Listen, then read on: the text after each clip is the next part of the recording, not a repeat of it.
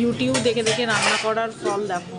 ভেবেছিলাম পোলাও করব, তো পোলাওটা হয়েছে মোটামুটি, কিন্তু ওই ডিম টমেটো দিয়ে একটা তরকারি করতে চেয়েছিলাম, সেটা লাস্ট পর্যন্ত হয়ে গেছে ডিমের মানে ডিম চচ্চড়ি হয়ে গেছে।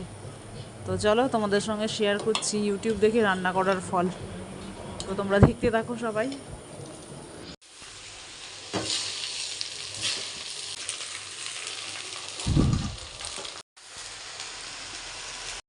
তো আজকে তো শুভেন্দুবাবুর শপথ গ্রহণের পালা।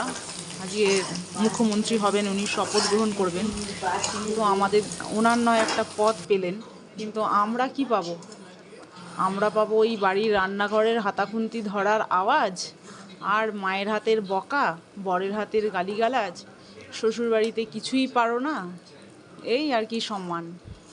তো যাই হোক, তারপরেও আমি চাই যে হ্যাঁ, দেশের দশের উন্নতি হোক, সুদিন আসুক, সকলের চাকরি, শিক্ষার ব্যবস্থা, স্বাস্থ্য সব দিকে উন্নতি হোক।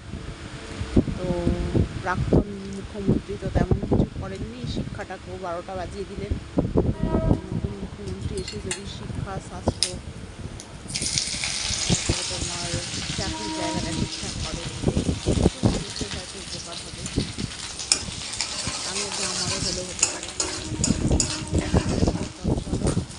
চটপটাটা বানাচ্ছি, ডিমের চটপটি, দেখি আমি কীভাবে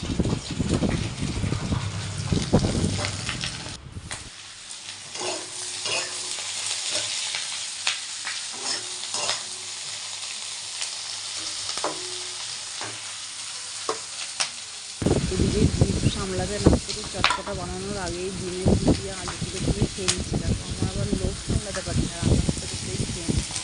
দেখি আছে আমার রান্না করতে করতে